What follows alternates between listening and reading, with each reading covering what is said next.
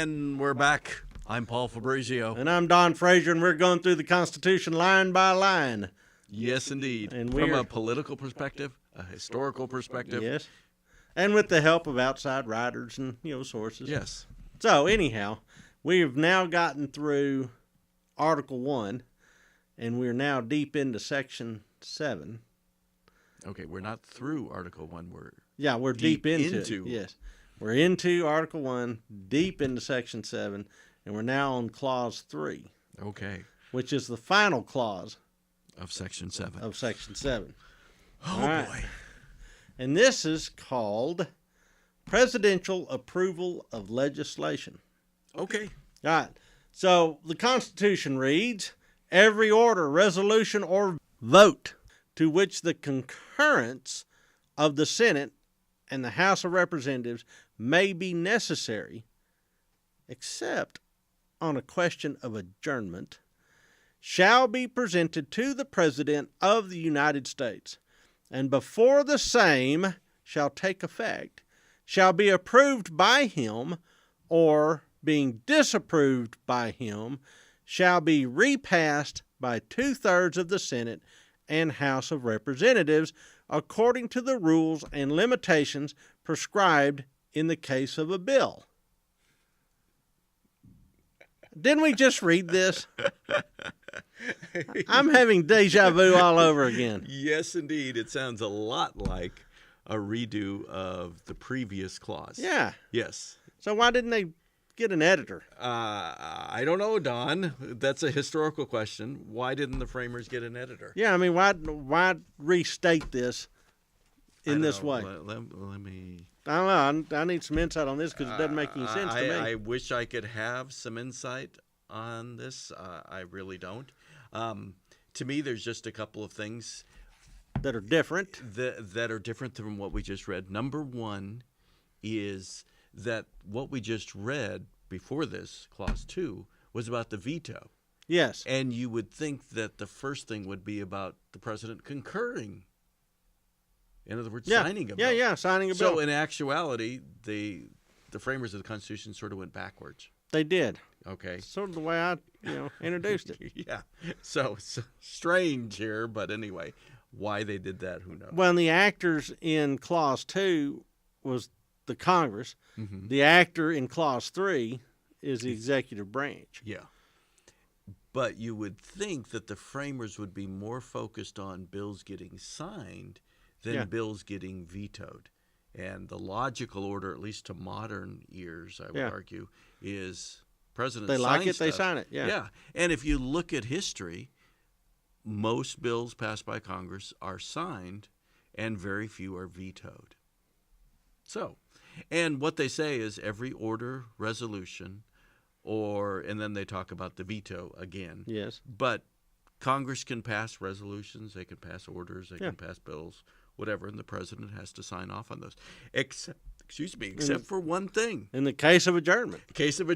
Do you need the president to agree for you to leave town? No. No. In fact, the president is usually happy for you to leave I'm town. glad those guys are out of my hair. Yeah, see you later. Don't let the door hit you on the Where way the out. Lord split you. Yeah. Yes. I hadn't heard that one. Oh, you haven't heard that phrase? No. Sorry. Okay, that's very good. Yeah. I don't know what else to say about this. I mean, it's a repeat in a certain sense of what we just had. But the president can concur. The president can sign the bill. So Clause 2, he can veto it. Yeah. Clause 3, he can sign it. Yeah. And it's kind of important for him to sign it. Yeah, exactly. Except in adjournment. Except in adjournment. That's right. Because I got to get to the beach. That's right. I got to get back to my constituents. That's what it's about. That's right. All 30,000 I got to of them. get back to my constituents. That's what they were thinking about. All right. Now, I just want to say, we've recently put this here. I changed this, when we do filming sometimes. Yeah. And this more is swag. This is a little Capitol building, a little dome of the Capitol that I just thought would be appropriate since we're talking about the legislative branch. That Jeff Davis helped design. There you go. He brings it up. Who would have thought Jefferson Davis would do something Well, like it's one of the interesting ironies about American history. Yeah. Now, where did I get this from? I would say a savings and loan. The Antonin Scalia law school Oh, at wow. George Mason University. What were you Antonin doing there? Scalia. I wasn't there. They sent it to me because I also do pre-law advising here. They sent it to me because they wanted me to encourage my students to think about George Mason and their law that's how they school. spend their marketing budget. And that's how they spend their marketing budget. I thought this was the coolest thing. I was actually going to buy one of these. Really? Yeah, because I think it's so cool. Is it an eraser or a stress ball? It would make a good stress. It'd be it would be. a metaphorical stress ball. It's causing so much stress, that Congress. In fact, yesterday at lunch, I got berated by a colleague of ours who was quite upset about the do-nothing Congress. Really? Yes. Your colleagues bring some of their political frustrations to you? They do. They do. And I thought it was just so funny. And it was like, yeah, look at the system that is created. Yeah.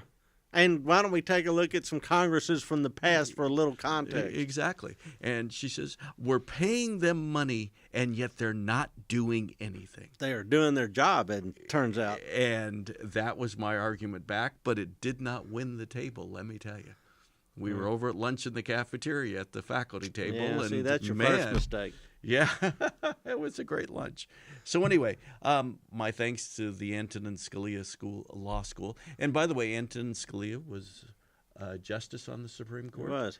And also, he is one of the originators and true believers, and he really pressed it while he was on the Supreme Court, the idea that when you interpret the Constitution, you go back to what the framers intended. Yeah, absolutely.